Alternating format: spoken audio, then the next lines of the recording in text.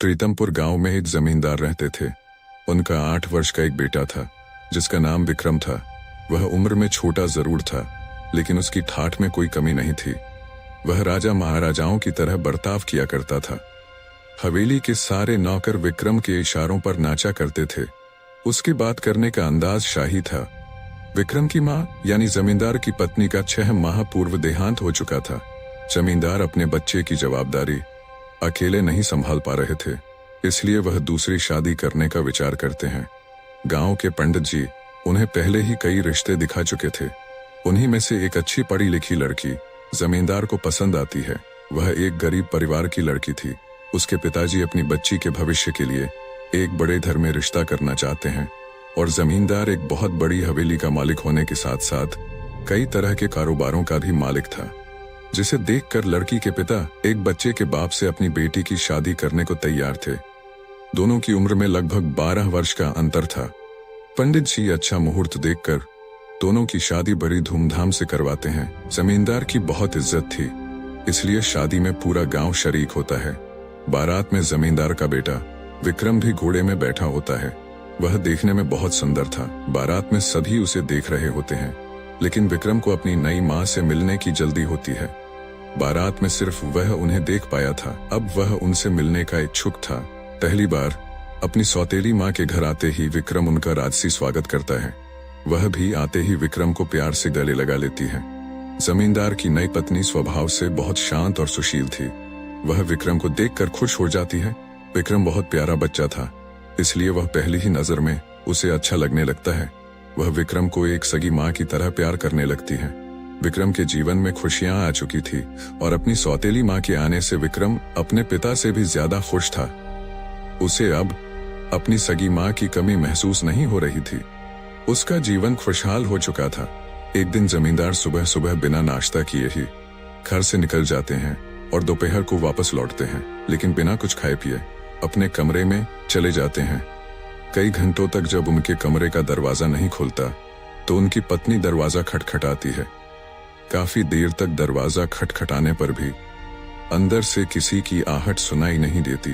तभी वह नौकरों से दरवाजा तोड़ने को कहती है और जैसे दरवाजा खुलता है उनके पैरों तले जमीन खिसक जाती है।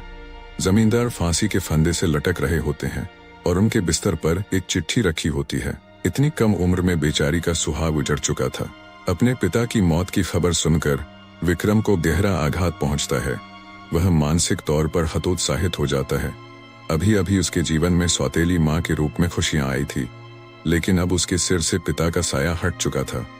दोनों का बहुत कुछ छिन चुका था, लेकिन अभी तो दुखों की कुछ बूंदें ही गिरी थी, सैलाब आना बाकी था। जैसे ही जमींदार की पत्नी उनकी लिखी चिट्ठी पढ़ती है तो उसके होश उड़ जाते हैं। जमींदार की सारी संपत्ति छिन चुकी थी और अब वह कर्जदार हो चुके होते हैं। दरअसल उन्होंने एक प्रोजेक्ट में बैंक से लोन लेकर बहुत बड़ा निवेश किया था, जिसके लिए उन्होंने अपनी सारी जमीन जायदाद गिरवी रख दी थी, लेकिन वह प्रोजेक्ट बर्बाद हो गया, जिससे उन्हें भारी नुकसान हुआ और अब उनकी सारी संपत्ति नीलाम होने वाली थी।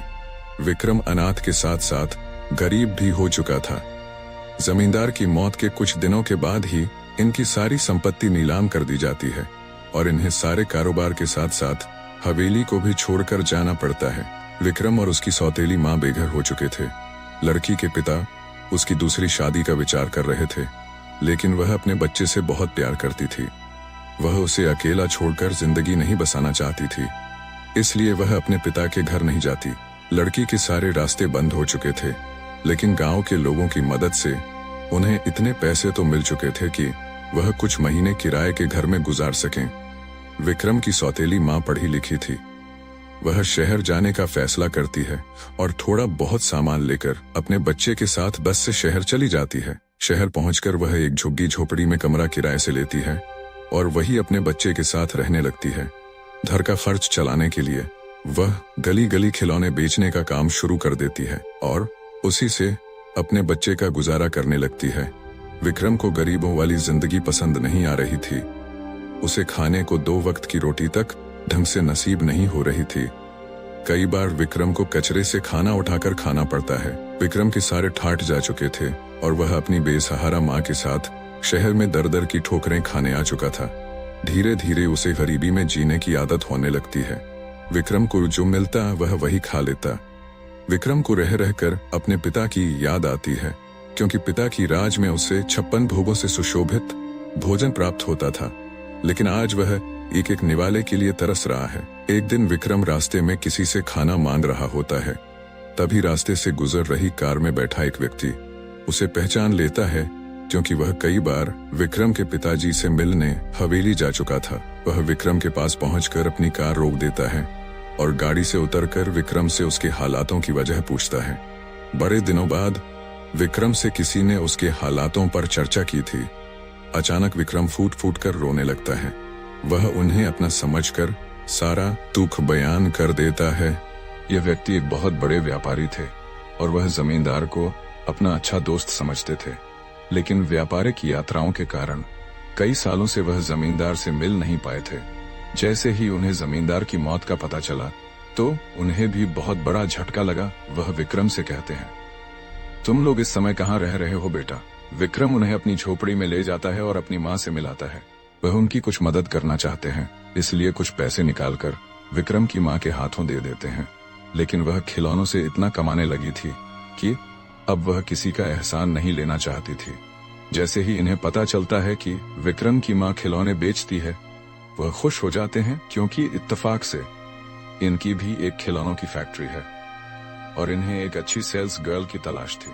विक्रम की सौतेली माँ सड़क पर खिलौने बेचते बेचते एक कुशल विक्रेता बन चुकी थी और वह इनकी कंपनी में नियुक्त होते ही अपनी कड़ी मेहनत और लगन से 2 सालों के अंदर खुद की एक छोटी सी खिलौने बनाने की फैक्ट्री खोल देती है और अब धीरे धीरे इनकी जिंदगी बदलने लगती है। विक्रम अपनी सौतेली माँ के साथ खिलौनों की फैक्ट्री में काम करने लगता है। इनकी फैक्ट्री के बने हुए खिलौनों की मांग देश विदेश तक होने लगती है और कुछ ही सालों में उनकी कंपनी का नाम पूरे देश में होने लगता है और कड़े संघर्ष के बाद जमींदार की पत्नी एक अरबपति महिला बन जाती है। उन्होंने अपने बेटे के लिए फिर से वही जिंदगी लाकर रख दी थी जिसकी उसे आदत थी। विक्रम अपनी सौतेली माँ के त्याग और मेहनत का एहसान नहीं चुका सकता था। वह अपनी सौतेली माँ को भगवान की तरह पूजने लगता है। दोस्तों, ये कहानी उन संघर्षों की है जो साबित करती है कि मेहनत और लगन से कुछ भी संभव है। क्या आप भी ऐसी प्रेरणादायक कहानियों को पसंद करते हैं? तो हमारी वीडियो को लाइक करें, चैनल को सब्सक्राइब करें और इस कहानी को जरूर शेयर करें ताकि यह किसी और को भी प्रेरित कर सके। अगली ऐसी ही कहानी के लिए बने रहें हमारे साथ।